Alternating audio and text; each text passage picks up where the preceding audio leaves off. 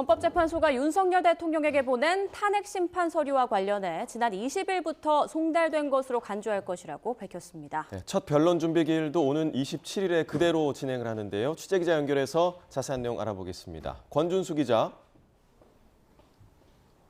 네, 헌법재판소에 나와 있습니다. 네, 헌법재판소에서 밝힌 입장 자세히 전해주시죠.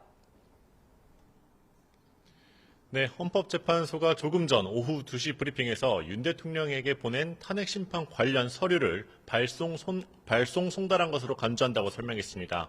쉽게 말하면 계속 문서를 보내왔으니 현행법에 따라 받지 않았어도 받은 것으로 여기고 재판을 진행한다는 겁니다. 오는 27일, 즉 일주일 뒤인데요. 일주일이 나흘 뒤인데요. 변론 준비 기일도 미뤄지지 않고 열립니다.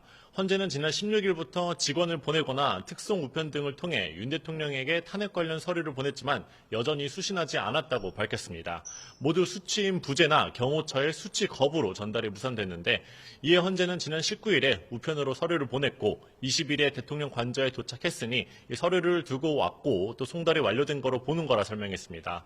따라서 윤 대통령은 7일 이내, 즉 일주일 안으로 탄핵 심판 관련 서류에 대한 답변서를 제출해야 합니다. 헌재는 만약 답변서가 오지 않을 경우엔 재판부에서 추후 상황을 논의할 것이라고 설명했습니다. 네, 이전에 헌재가 재판을 앞두고 계엄 당시 국무회의록 등 다른 문서도 제출하라고 했죠? 맞습니다. 헌재는 비상계엄 당시 발표한 포고령과 선포 전후 국무회의록 등 자료를 내일까지 제출하라고 했지만 역시 윤 대통령은 응하지 않고 있습니다. 이는 기한이 그대로 유지되는데요. 마찬가지로 내일까지 윤 대통령 측이 문서를 보내지 않으면 헌재는 추가 논의를 거쳐 어떻게 처리할지 결정할 계획입니다.